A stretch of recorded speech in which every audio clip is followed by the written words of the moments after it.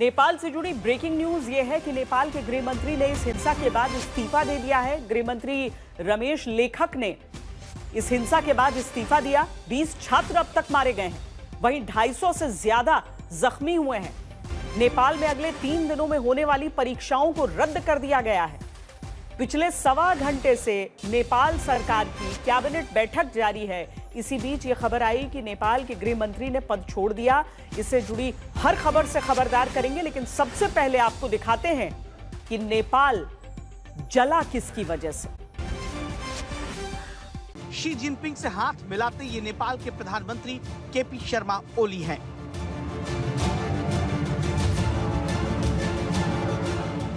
गौर करने वाली बात यह है कि चीन की इस परेड के अमेरिका को चीन की तरफ से खुली चुनौती देने के महज 5 दिन बाद नेपाल जल उठता है। कुछ ऐसा होता है कि अमेरिका को बड़ा झटका लग जाता है, चीन की चांदी हो जाती है। सवाल है कि नेपाल में इस हिंसा के पीछे है कौन? उसकी संसद पर हमले के पीछे और अपनी सरकार से गुस्से के पीछे कौन हो सकता है? नेपाल में इस हंगामे के पीछे सोशल मीडिया पर बैन लगाए जाने को वजह बताया जा रहा है, जिससे नेपाल के नौजवान बहुत नाराज हैं। खबरदार करता सवाल इसीलिए यह आता है कि नेपाल ने अमेरिकी सोशल मीडिया ऐप पर क्यों बैन लगाया? क्या नेपाल अमेरिका और चीन के बीच नया अखाड़ा बन गया है?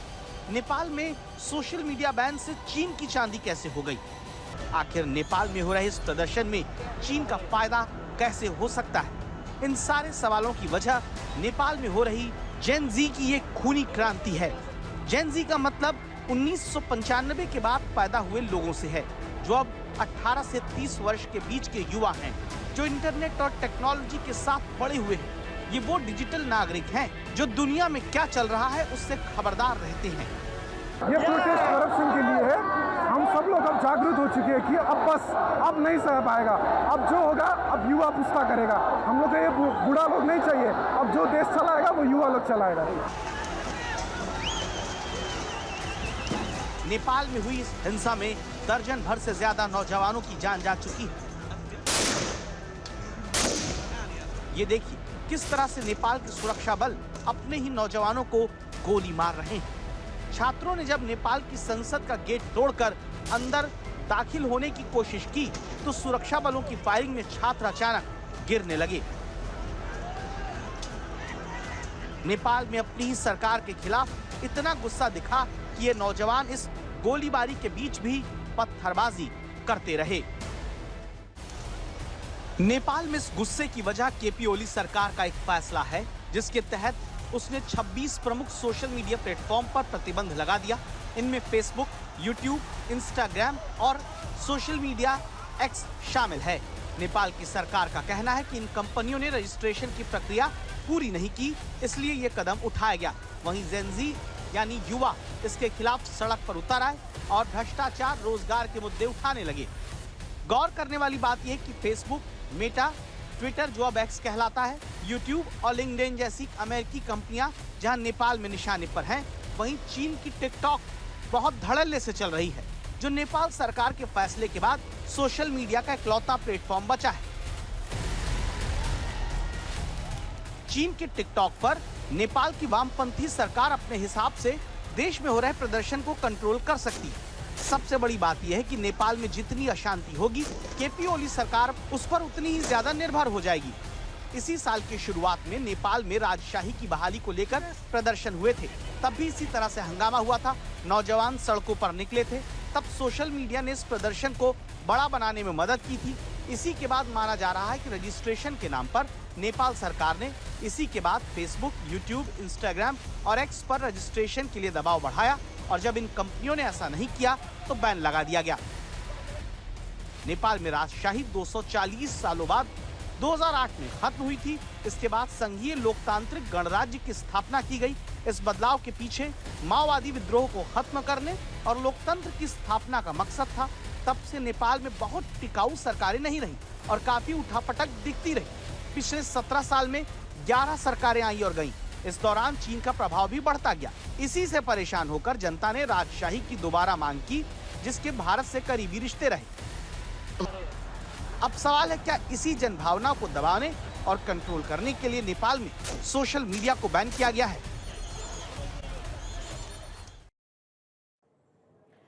हमारे साथ इस समय सीधे नेपाल से जुड़ रहे हैं नरेंद्र रॉले, जो कि संवाददाता है रतुपति मीडिया के, और साथ में प्रणय उपाध्याय हमारे साथ जुड़ रहे हैं। नरेंद्र, पहले आपसे हम समझना चाहते हैं, लगभग 1 घंटे से ज्यादा का समय हो चुका है वहां पर जो मीटिंग चल रही है, क्या उम्मीद है, क्या निकलेगा उससे? क्योंकि जिस तरीके से ओली बोल रहे थे उससे लग नहीं रहा था कि वो जो प्रदर्शनकारी हैं उनकी बातों को समझ पा रहे हैं।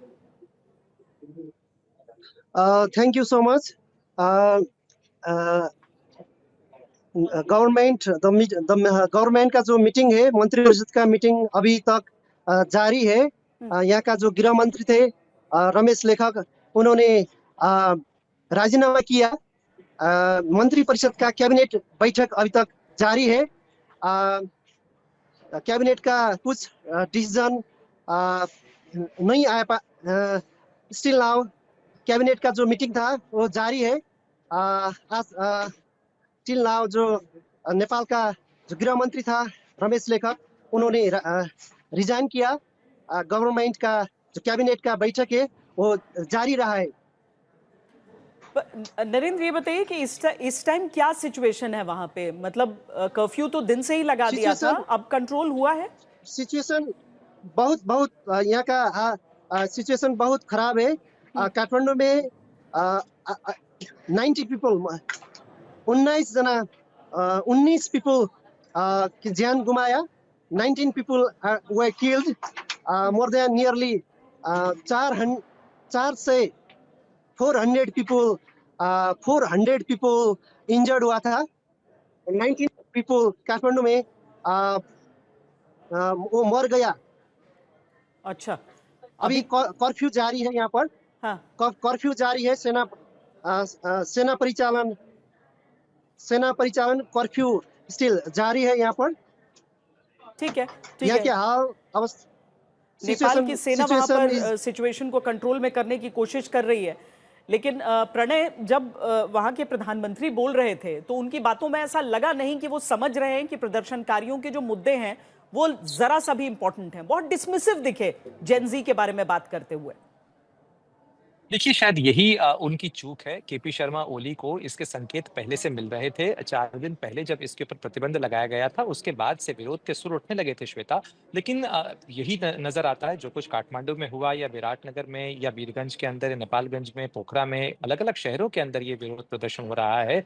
शायद केपी शर्मा ओली सरकार इसे पढ़ने में चूकी, और न केवल पढ़ने में चूकी बल्कि इस हालात को संभालने में भी चूकी। अगर आप देखें कि 5 घंटे तक काठमांडू की सड़कों के ऊपर जो कुछ होता रहा, आपने सशस्त्र पुलिस और सेना के हवाले जनता को छोड़ दिया है। सरकार कहीं है नहीं, सरकार की तरफ से कोई बयान आ नहीं रहा है। अंदर खाने जो खबर मिल रही है उसके मुताबिक इस गठबंधन सरकार के अंदर जबरदस्त मतभेद उभर आए हैं, और इन मतभेदों के बीच में इस्तीफे की मांग की जा रही है। केवल गृह मंत्री का इस्तीफा नहीं, बल्कि प्रधानमंत्री के इस्तीफे की भी मांग की जा रही है। और लगता नहीं है कि 20 लोगों की जान जाने के बाद में ये मामला यहीं तक थमेगा।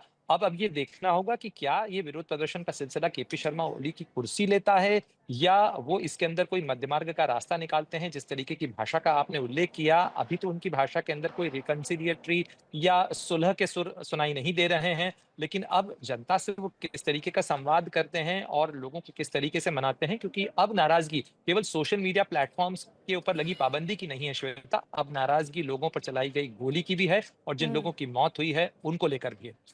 वाकई 20 छात्रों की जान चली गई। 250 से ज्यादा नौजवान बुरी तरह से इस गोली बारी में घायल हैं। लेकिन नेपाल की सरकार की तरफ से एक शब्द नहीं कहा गया। नेपाल की सरकार ने किस बेरहमी से अपने ही छात्रों का खून बहाया है, ये इतिहास याद रखेगा। इससे जुड़े वीडियो हमारे सामने आए हैं जो बहुत विचलित कर देने वाले हैं। ये तस्वीरें दिखाती हैं कि लोकतंत्र के नाम पर किस तरह से आज नेपाल में निहत्थे छात्रों का खून बहाया गया।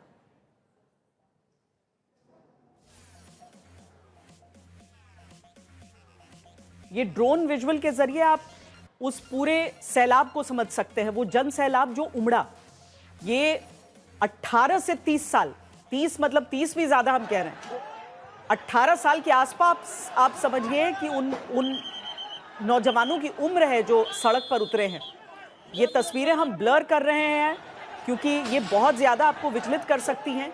गोलियां लगते ही जो गिर रहे हैं, देखिए गोलियां चल रही हैं लगातार, लेकिन ये नौजवान आगे बढ़ते जा रहे हैं। एक एक करके गोली खाते हुए सड़क पे गिरते हैं, उन्हें साथी उठा कर ले जाते हैं।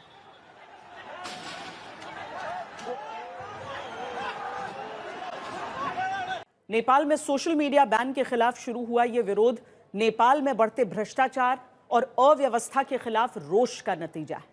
पिछले कई दशक से नेपाल में चीन समर्थक कम्युनिस्ट सरकारें रही हैं, जिन्होंने नेपाल का बेड़ा गर्क किया है।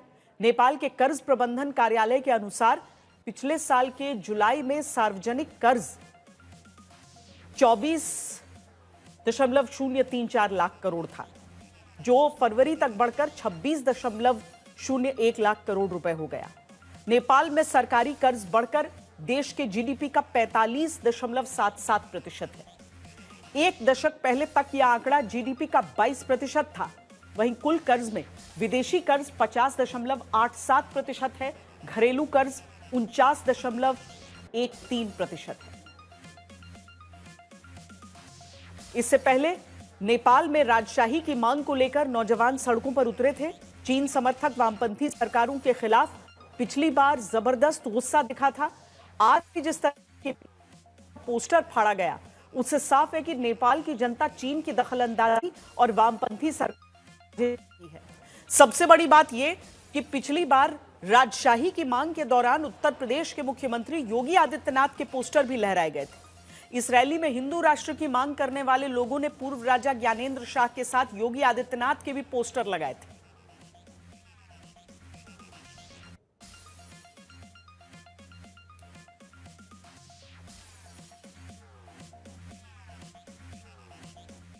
हमारे साथ हमारे संवाददाता पंकज दास भी जुड़ गए हैं। अब पंकज, ये बताइए कि काठमांडू के आगे और भी शहरों में अब ये विरोध प्रदर्शन बढ़ने की बात हो रही है, वहां की क्या परिस्थिति है? किन किन इलाकों में ये विरोध फैला है? काठमांडू के अलावा जहां 3 लोग गोली लगने से घायल है, वो खुद प्रधानमंत्री का जो अपना गृह जिला झापा है, वहां एक दमक शहर है, वहां पे प्रदर्शनकारियों पर 3 लोग घायल है, वहां कर्फ्यू लगा दिया गया है। इससे और पश्चिम आते हैं तो विराटनगर में कर्फ्यू लगा हुआ है। इससे और इधर आते हैं तो ऐसे दुर्गम या विराट को 9 बजे से कर्फ्यू लग गया है। दोपहर से ही बुटवल और भैरवा जैसे शहरों में कर्फ्यू लगा हुआ है। इटहरी में भी कर्फ्यू लगा हुआ है, वहां भी कई सारे प्रदर्शनकारियों को गोली लगी है। तो पूरे नेपाल में धीरे धीरे ये जो आंदोलन है ये फैल रहा है। लेकिन सरकार की तरफ से सिर्फ अभी तक ये कहा गया, जो कैबिनेट बैठक चल रही थी उसमें अभी एक खबर आई है कि सरकार ने एक जांच कमेटी बनाने का निर्णय किया है, जो ये जांच करेगी कि ये आंदोलन इतना हिंसक कैसे हो गया और इस आंदोलन में घुसपैठ कहां हुआ है, किस तरह से आंदोलन में पुलिस को गोली चलाने पर मजबूर हो गई। तो सोशल मीडिया बैन को लेकर सरकार कोई भी निर्णय नहीं ले रही है। बस सिर्फ इतना कहा गया कि एक जांच कमेटी बनाई जाएगी। अभी हमारे पास जो है कैबिनेट मीटिंग के भीतर जो सोर्सेज हैं उनकी तरफ से हमारे पास ये जानकारी है कि सिर्फ एक कैबिनेट जो एक कमेटी बनाने की बात हुई है। तो आप समझ सकते हैं कि सरकार कितनी असंवेदनशील है कि 20 छात्रों के जान जाने के बाद, सैकड़ों लोगों के घायल होने के बाद भी जो है सरकार बिल्कुल भी अडिग है अपने रवैये पर। वाकई दुख की बात है कि प्रधानमंत्री से एक बार भी एक शब्द ये नहीं निकला। और मुझे याद है कि पंकज, दिन में ही जब हम चर्चा कर रहे थे इस बात पर, उसी समय ये जिक्र हमने किया था कि बस कुछ देर की बात है, वहां की सरकार की तरफ से सिर्फ इतना कहा जाएगा कि कुछ शरारती तत्व, कुछ विदेशी तत्व इसमें घुस गए थे आंदोलन में और उनकी जांच की जाए। और देखिए, चंद घंटों बाद वही खबर सामने आ रही है। बने रहिए हमारे साथ। नेपाल में जो विरोध प्रदर्शन हो रहा है उसके पीछे एक हामी नेपाल नाम के संगठन का हाथ है। हामी नेपाल एक एनजीओ है जिसका राजनीतिक विरोध का कोई इतिहास नहीं है। इसी संगठन की तरफ से छात्रों को प्रदर्शन करने का कॉल दिया गया था। हामी नेपाल ये एक नॉन गवर्नमेंट ऑर्गेनाइजेशन है नेपाल का, जिसने आह्वान दिया था वहां के छात्रों को कि वो विरोध प्रदर्शन करें। हालांकि फिर भी इस विरोध प्रदर्शन का कोई एक चेहरा आपको नजर नहीं आएगा।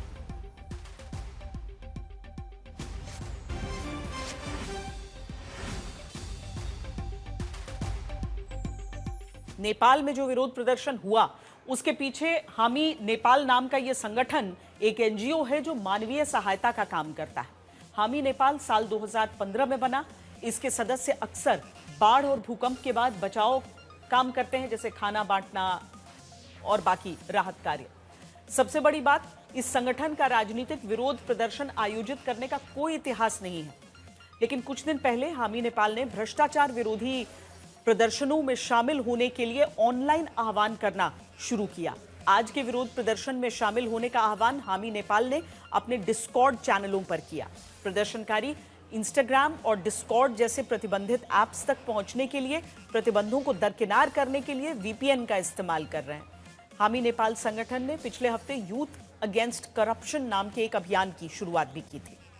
बड़ी खबर, नेपाल के प्रमुख राजनीतिक दल के दफ्तर और बड़े नेताओं की सुरक्षा बढ़ाई गई है। ये आ रही है। सत्तारूढ़ दल यूएमएल और नेपाली कांग्रेस के दफ्तर के आसपास भी कर्फ्यू लगाया गया है। कई शहरों में स्कूल कॉलेज को 2 दिनों तक बंद करने का फैसला लिया गया है।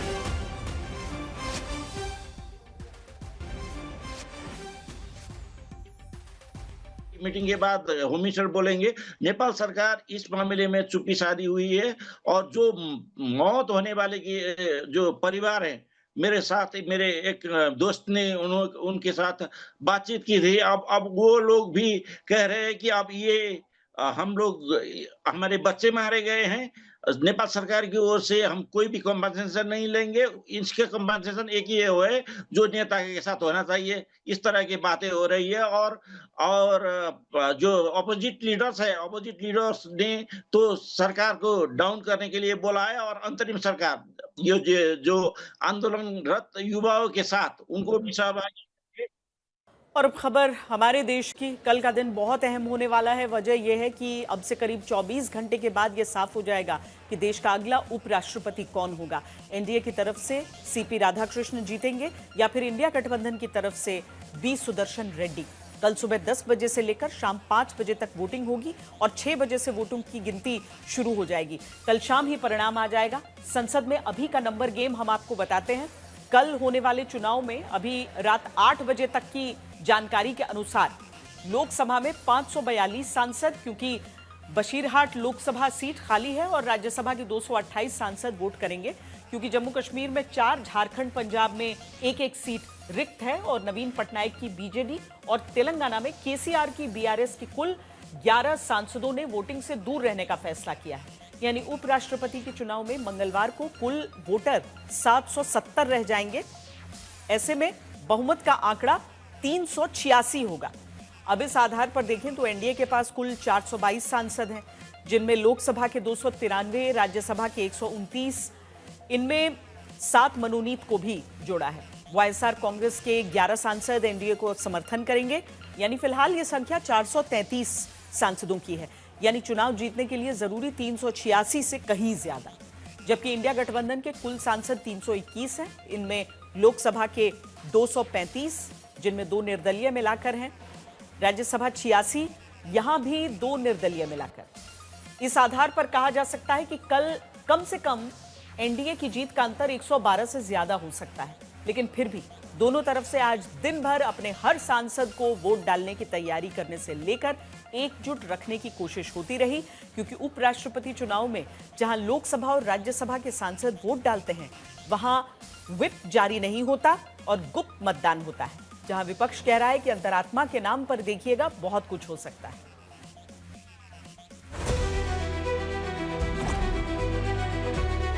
जगदीप धनखड़ के इस्तीफे के 50 दिन बाद मंगलवार को देश के नए उपराष्ट्रपति का नाम पता चल जाएगा। ये सब जरूर जानते हैं कि इस चुनाव में एनडीए के उम्मीदवार सीपी राधाकृष्णन की जीत तय है।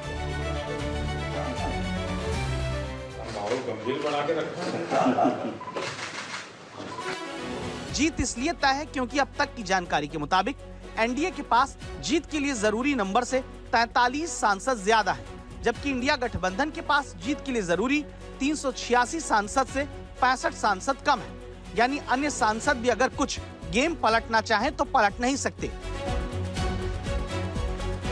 जिस तरह प्रधानमंत्री नरेंद्र मोदी उम्मीदवार सीपी राधाकृष्णन का खुद नामांकन कराने पहुंचे, उसी तरह अब खबर है प्रधानमंत्री नरेंद्र मोदी खुद पहले वोटर के तौर पर मंगलवार को उपराष्ट्रपति के चुनाव में मतदान करेंगे। एनडीए ने तय किया है कि किरण रिजिजू, श्रीकांत शिंदे, राम मोहन नायडू पोलिंग एजेंट रहेंगे। सुबह 10 बजे वोटिंग से पहले एनडीए के सांसद एक साथ मिलकर नाश्ता करेंगे और बैठक करेंगे, जहां हर राज्य के सांसदों का ध्यान उस राज्य से आने वाले सीनियर मंत्री रखेंगे। बहुत बढ़िया बहुमत से आ रहे हैं। पूरा एनडीए के साथ और भी लोग हमको वोट कर रहे हैं। आप देखोगे कल जो एनडीए का नंबर है उससे कई ज्यादा नंबर आपको कल देखने के लिए मिलेगा। सत्ता पक्ष को जब पूरा विश्वास है कि विपक्ष के कुछ दल के सांसद अंतरात्मा की आवाज के दम पर उनका साथ दे सकते हैं, तब इंडिया गठबंधन भी यही उम्मीद लगाए बैठा है। बाकायदा सोमवार दिन में विपक्ष के सांसदों को मॉक पोलिंग कराई गई। मतलब मंगलवार को किस तरह उपराष्ट्रपति पद के चुनाव में विपक्ष के उम्मीदवार बी सुदर्शन रेड्डी को वोट देना है, इसकी तैयारी कराई गई, ताकि वोट किसी भी चूक से अवैध न हो और मुकाबला कांटे का बन सके। पूरा एकजुट रहेगा और बहुत ही आप देखेंगे क्योंकि अंतर बहुत कम है, तो हमें उम्मीद है कि हमारे जो प्रत्याशी हैं सभी सांसदों ने देश की आत्मा क्या चाहती है और अपने खुद की अंतरात्मा क्या चाहती है, ये सोचकर वोटिंग करनी चाहिए। असल में अभी तक के नंबर के आधार पर देखें तो पिछली बार जहां उपराष्ट्रपति पद के चुनाव में एनडीए के उम्मीदवार 346 वोट के अंतर से जीते थे, अब की बार अब तक के नंबर गेम में करीब 112 वोट का अंतर दोनों गठबंधन के बीच है। ऐसे में दोनों तरफ से कोशिश ये हो रही है कि अगर कोई गठबंधन निर्धारित संख्या से अधिक वोट लेने में कामयाब होता है तो वो नेतृत्व, मजबूती और संगठन की ताकत का बेहतरीन नमूना पेश करेगा। देखना है कि कौन सा गठबंधन अपनी निर्धारित संख्या से अधिक मतदान करा सकता है। और यहाँ ये भी देखा जाएगा, दक्षिण बनाम दक्षिण की जहाँ लड़ाई है, क्या वहाँ साउथ के कुछ सांसद इधर उधर हिल सकते हैं। इन सब के साथ मंगलवार शाम तक साफ हो जाएगा कि भारत के 15वें उपराष्ट्रपति कौन और कितने वोट से जीतकर बनने जा रहे हैं। तो राजनीति है, दावों का दर्जा बड़ा होता है, लेकिन इन दावों में हकीकत कितना है ये समझते हैं अपने संवाददाता हिमांशु मिश्रा से, जो कि इस समय हमारे साथ जुड़ रहे हैं। हिमांशु, ये जो अंतरात्मा की आवाज कहते हुए जो दावा किया जा रहा है, उसको क्या एनडीए सीरियसली ले रही है? क्या उसको लग रहा है कि हो सकता है दक्षिण के कुछ जो सांसद हैं उनमें, लेकिन ये तो दोनों तरफ से कहीं भी हो सकता है, या फिर हम पूरी तरह सेटल्ड माने इसको? देखिए, ऑलमोस्ट सेटल माना जा सकता है, लेकिन भारतीय जनता पार्टी की तरफ से यानी एनडीए की तरफ से जो है ये कोशिश है कि इस नंबर्स को बढ़ाया जाए। अभी कुछ देर पहले मेरी भारतीय जनता पार्टी के एक बड़े नेता से बात हो रही थी जो केंद्र सरकार में मंत्री है। उन्होंने कहा ये जो मार्जिन रहेगा यानी कि जो जीत का अंतर रहेगा वो 112 नहीं बल्कि 120 से 125 का रहेगा। तो भारतीय जनता पार्टी इस पूरे खेल के अंदर लगी हुई है कि किसी तरीके से जो है वो सेंधमारी की जा सके इंडिया ब्लॉक में, और साथ ही साथ इंडिया ब्लॉक के बाहर जो एनडीए और इंडिया ब्लॉक में नहीं है उन पार्टियों में, भले ही बीआरएस और बीजेडी ने फैसला लिया हो कि वो इस वोटिंग के अंदर एब्सेंट रहेंगे, लेकिन उसके अलावा बहुत से ऐसे वोटर हैं, निर्दलीय वोटर्स हैं जो एनडीए के पक्ष में वोट कर सकते हैं। उनका ये दावा है कि 39 ऐसे वोटर थे जो ना इंडिया ब्लॉक में है ना एनडीए के अंदर है। उनमें से भले ही 11 वोटर्स ने वो एब्सटेन करने वाले हैं, लेकिन उसके अलावा अगर आप देखेंगे तो 38 में से 11 यानी 27 में से भारतीय जनता पार्टी को ये उम्मीद है कि 20 से 25 उम्मीदवार जो है वो उनके पक्ष में वोट कर सकते हैं, और ये जीत का जो मार्जिन है वो और बड़ा हो सकता है। और इसी कोशिश में जो है कल अगर आप देखें तो भारतीय जनता पार्टी ने अपने तमाम मंत्रियों के घर पर जो है ये ड्यूटी लगाई है, चाहे पीयूष गोयल के घर पे उत्तर प्रदेश के भारतीय जनता पार्टी और एनडीए के सांसद रहेंगे, भूपेंद्र यादव के घर पे महाराष्ट्र के रहने वाले हैं, गुजरात के सांसद जो हैं वो मनसुख मांडविया के घर पे होंगे, उड़ीसा और पश्चिम बंगाल के सांसद जो हैं धर्मेंद्र प्रधान के घर के ऊपर ब्रेकफास्ट करेंगे और वहाँ से पूरी तैयारी करेंगे। तो ये अपनी जो है किलेबंदी तो कर ही रही है भारतीय जनता पार्टी और एनडीए, साथ साथ ये भी कोशिश में है कि जो फ्लोटिंग वोटर है जिसको हम कह सकते हैं कि इंडिया ब्लॉक और एनडीए में नहीं है, उनको अपने पक्ष में लाया जाए। और अगर कोशिश में भारतीय जनता पार्टी ये कामयाब हुई कि इंडिया ब्लॉक के कुछ वोट्स को क्षेत्रवाद के नाम पर या ये कहें कि तमिलनाडु की प्राइड के नाम पर अगर वो तोड़ने में कामयाब हो गए, तो एक बड़ी कामयाबी जो है वो भारतीय जनता पार्टी और एनडीए की रहेगी इस उपराष्ट्रपति पद के चुनाव में। श्वेता, देखिए, बहुत शुक्रिया हिमांशु इस पूरी बातचीत के लिए। तो जाहिर है कि एक तो चांस के लिए किसी चीज को नहीं छोड़ना है, और जितना दायरा बढ़ जाए अगर जीत का, तो उससे रुतबा कुछ और बढ़ता है, जीत का रुतबा कुछ और बढ़ता है। बहरहाल विपक्ष का कोई भी दांव कल चलने ना पाए, जो बहुमत का नंबर एनडीए के साथ है वो घटे नहीं, बल्कि विपक्ष के कुछ सांसद जरूर क्रॉस वोटिंग करें, इसीलिए पूरी रणनीति एनडीए ने बना ली है। ये सारी जानकारियां हमने आपको दी कि किस तरीके से, जो हिमांशु भी बता रहे थे कि नाश्ता कहां के सांसद किसके घर पर कर रहे हैं, ये तय कर लिया गया है। वैसे राजनीति बुरी बात नहीं, लेकिन जब आपदा के वक्त जनता के जख्म पर मरहम लगाने की जगह नेता सियासत करके नमक छिड़कने लगे, तो तो जरूरी है खबरदार किया जाए। कल प्रधानमंत्री नरेंद्र मोदी बाढ़, बारिश, लैंडस्लाइड से प्रभावित हिमाचल प्रदेश और पंजाब का दौरा करने जा रहे हैं। उससे पहले ही आपदा प्रभावित 4 राज्यों में हर दल एक दूसरे पर सियासी कीचड़ उछालने लगा है। पंजाब, हरियाणा, हिमाचल प्रदेश और दिल्ली देश के 4 राज्य जहां 3 बड़े दल शासन करते हैं, 2 में बीजेपी, 1 में कांग्रेस, 1 पर आम आदमी पार्टी। इन चारों राज्यों के लाखों लोग इस वक्त बाढ़, बारिश से प्रभावित हैं, जिनकी मदद कम हो रही है, राजनीति ज्यादा। कैसे का उदाहरण एक एक करके देखिए। सबसे ज्यादा बाढ़ का असर पंजाब में है। हर जिला बाढ़ की चपेट में है और इसी पंजाब के लिए अब से 5 दिन पहले राहुल गांधी प्रधानमंत्री से एक सवाल उठाकर पूछने लगे। बहुत दुख होता है ये देखकर कि लोग अपने बच्चों को, अपने परिवारों को बचाने के लिए इतना संघर्ष कर रहे हैं। मोदी जी, सरकार की जिम्मेदारी लोगों की रक्षा करनी होती है। आप जल्दी से जल्दी इन स्टेट्स के लिए एक स्पेशल रिलीफ पैकेज तैयार कीजिए और लोगों की प्रोटेक्शन कीजिए। अब मंगलवार को प्रधानमंत्री कुछ इसी तरह एरियल सर्वे बाढ़ प्रभावित पंजाब का करने जा रहे हैं, जहां वो हालात का जायजा लेंगे, फिर कुछ बड़े फैसले मदद के लिए करेंगे। लेकिन सवाल ये पूछा जा रहा है, प्रधानमंत्री तो अपनी जिम्मेदारी निभा रहे हैं, लेकिन बीजेपी और आम आदमी पार्टी के नेता कहते हैं कि पंजाब और पंजाबियत की बात करने वाले राहुल गांधी बाढ़ के बीच जनता को कैसे भूल गए। दोनों दल पूछते हैं कि राहुल गांधी पंजाब की जनता को बाढ़ के बीच छोड़कर विदेश कैसे घूमने जा सकते हैं। अच्छा होता राहुल गांधी कर्नाटका जाते, अच्छा होता राहुल गांधी पंजाब जाते, वहां डूबे हुए हैं किसान, परेशानी में। राहुल गांधी जहां है उनकी छुट्टी उनको मुबारक। कांग्रेस के देश के सबसे बड़े नेता राहुल गांधी वो इस वक्त विदेश भ्रमण कर रहे हैं। बाढ़ राहत के काम में लगने की बजाय, बाढ़ पीड़ित प्रदेशों में जाने की बजाय, लोगों की मदद करने की बजाय राहुल गांधी बताया जा रहा है कि मलेशिया में घूम रहे हैं इस वक्त। जब जब देश पे कोई मुसीबत आती है, जब जब देश में कहीं किसी व्यक्ति की जरूरत होती है, उस वक्त राहुल गांधी देश से बाहर चले जाते हैं, विदेश में होते हैं।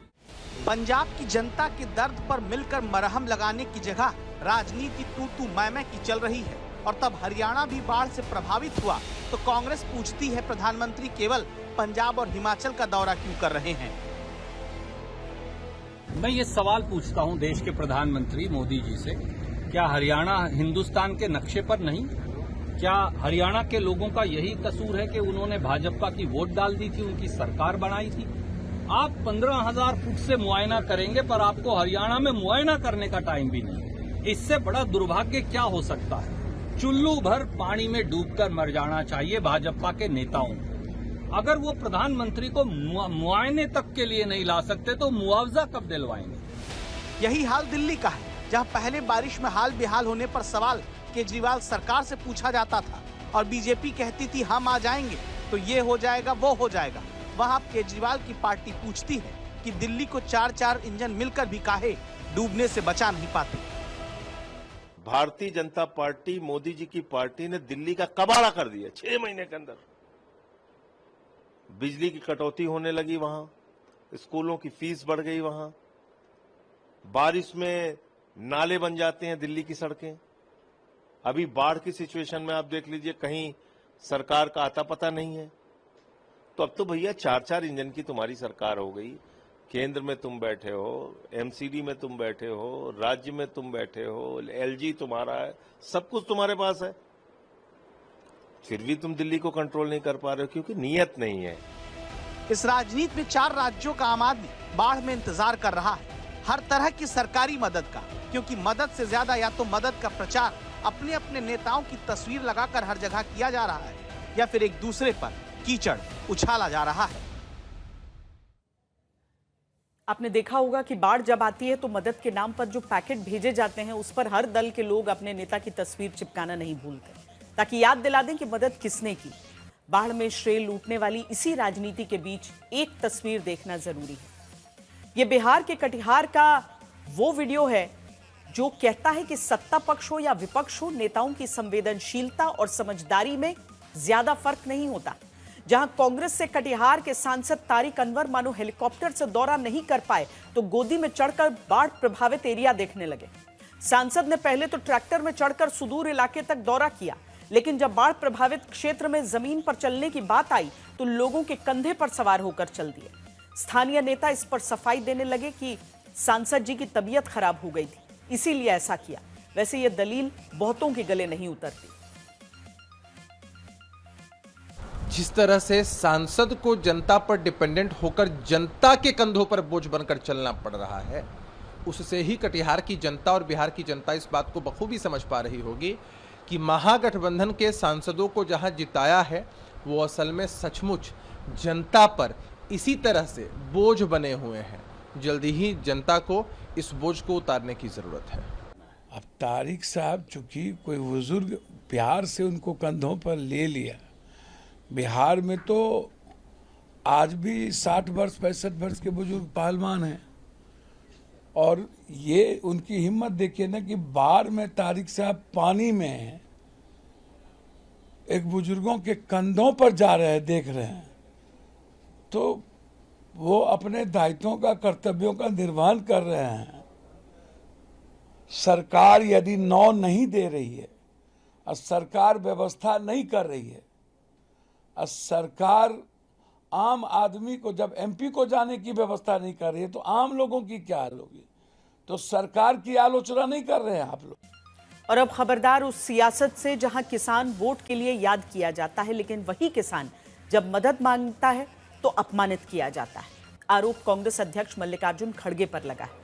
आरोप लगा है कि किसान ने जब खराब फसल पर शिकायत की तो कांग्रेस अध्यक्ष ने कहा कि पब्लिसिटी के लिए मत आओ, मोदी के पास जाओ। ನೋಡಪ್ಪ ನೀ ಎಷ್ಟು ಎಕರೆ ಬಿತ್ತಿದ್ದಿ? 4 ಎಕರೆ. ನಂದು 40 ಎಕರೆ. ನಂದು ಇದಕ್ಕಿಂತ ವರ್ಷ ಆಗಿದೆ. ನನಗೆ ನೀ ಹೇಳ್ಬೋದು ಅದೇನು 6 ಆಡದವಳು ಮುಂದೆ 3 ಆಡದವಳು ಮುಂದೆ ಕೇಳ್ತೀವಿ. ಆಯ್ತು, ಗೊತ್ತದ. ಪಬ್ಲಿಸಿಟಿ ಮಾಡ್ಕೊಳಕ್ ಬರಬೇಡ. ನನಗೆ ಇದ್ರ ಬಗ್ಗೆ ಗೊತ್ತದ. ಹೆಸರು ಹೋಗ್ಯದ, ಉದ್ದು ಹೋಗ್ಯದ, ತೊಗರಿ ಹೋಗ್ಯದ. ನೀ ಏನು ಸಸ್ಟೇನ್ ಮಾಡ್ಕೊಳ್ಬೋದು, ನಮಗೆ ಸಸ್ಟೇನ್ ಆಗಲ್ಲ. ಇಷ್ಟಿಷ್ಟು ಏರಿಯಾದಾಗ ಬಿತ್ತು. ಓಕೆ, ಮೋದಿ ಶಾಕ್ ಕೇಳಿ ತೊಗರಿ.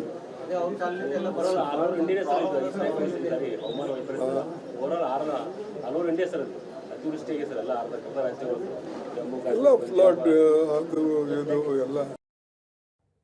किसान का अपमान एक राज्य एक दल की बात नहीं है, सबको खबरदार करना जरूरी है। मध्य प्रदेश ले चलते हैं, जहां भिंड में खाद पाने के लिए लाइन में लगे किसानों पर पुलिस लाठी चलाती है। ये किसान सुबह से खाद के इंतजार में लाइन लगाकर खड़े थे। वहां भीड़ बढ़ती गई, जिन्हें नियंत्रित करने के नाम पर फिर लाठी मारी जाती है। ये किसान खाद अपने खेत में डालेंगे तब अनाज उगेगा, तब देश अन्न पाएगा।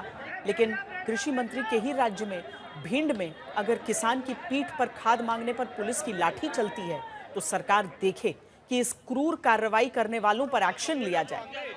जो किसान जनता का पेट भरता है उसकी पीठ पर पुलिस की लाठियों का ये जख्म बर्दाश्त नहीं किया जा सकता।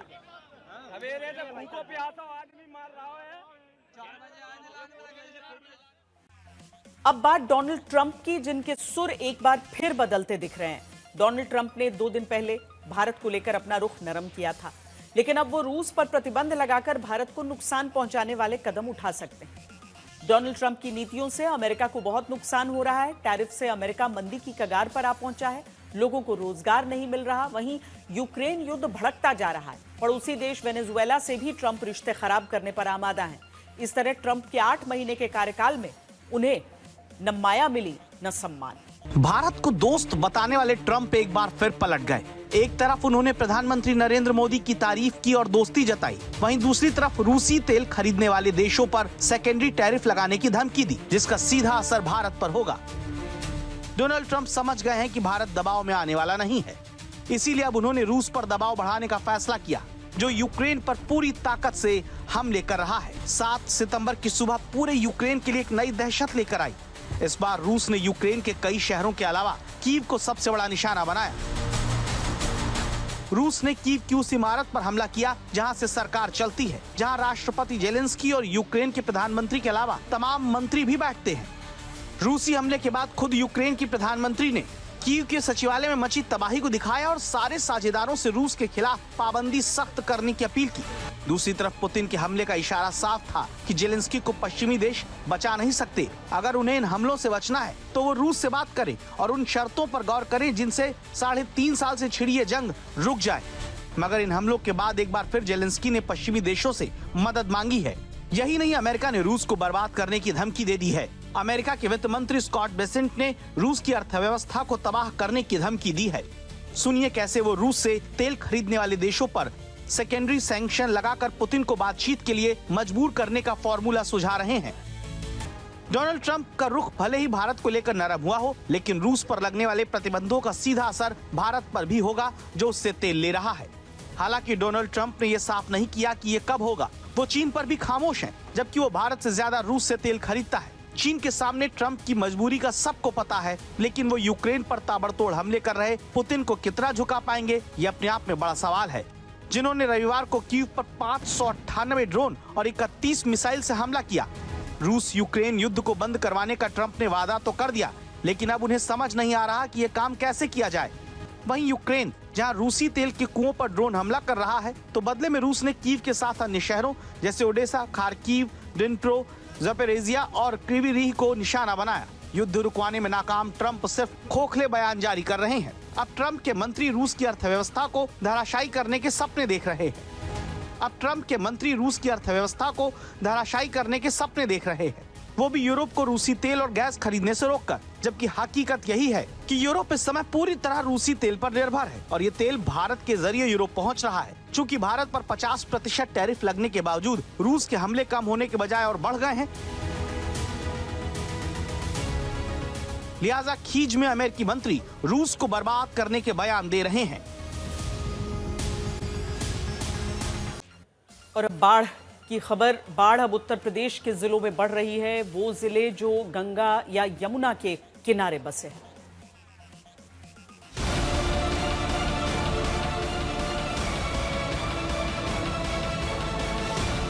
दिल्ली में भले ही यमुना का पानी घट रहा हो, लेकिन अब यही यमुना आगरा में जाकर तबाही मचाने को तैयार है।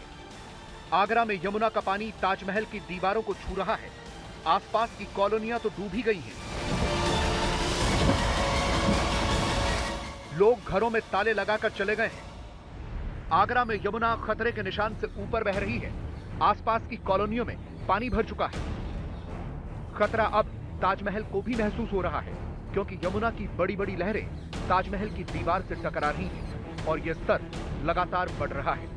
खतरे के निशान से ऊपर जाने के कारण ताजमहल की पिछली दीवार, उत्तर की दिशा में जो दीवार बनी हुई है, उस पर सीधे टक्कर पानी मार रहा है और दीवार के ऊंचाई पे चढ़ना शुरू हो गया है।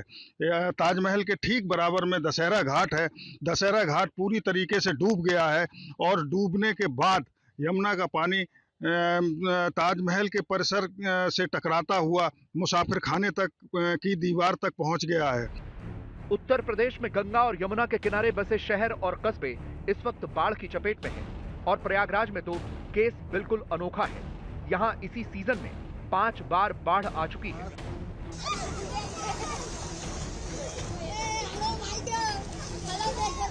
जी, आपने सही सुना, 5 बार।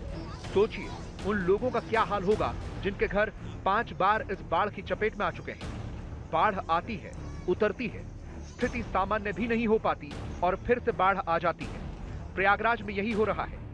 लोग अपने घरों में फंस कर रह गए हैं और जो खास करके वो इलाके जो गंगा के किनारे हैं, वहां पर घरों में आप देखिए, ये गंगा के किनारे का इलाका है जहां पर पूरा पानी उस बस्ती में पहुंच चुका है। बस्ती में लोग घरों में हैं, अब पहली मंजिल पर रह रहे हैं और इस पहली मंजिल पर रहने के लिए मजबूर हैं। और अब देखिए, ये पूरी कॉलोनी है जो इलाके कुंभ के दौरान जहां पर लोग पैदल घूमते थे, श्रद्धालुओं का रेला थमता नहीं था, वहां पर आप देखिए कि आज पानी है, घरों के अंदर पानी है। जो बच्चे हैं वो पानी जो उनके दरवाजे पर पहुंच चुका है, वहां पर वो खेल जरूर रहे हैं, लेकिन उनके लिए आम जनजीवन मुश्किलों भरा हो गया है। लोग फर्स्ट फ्लोर पर रह रहे हैं, घरों में रहने के लिए मजबूर हैं, दुबक कर बैठे हुए हैं। आम जनजीवन अस्त व्यस्त है। ये लगातार हालात बाढ़ की वजह से प्रयागराज में बने हैं। एक तो पृथ्वी पर मौसम का बदला हुआ साइकिल, दूसरा जो शहरीकरण है उसकी अपनी समस्याएं। देश भर के अलग अलग इलाकों से ऐसी तस्वीरें आती हैं।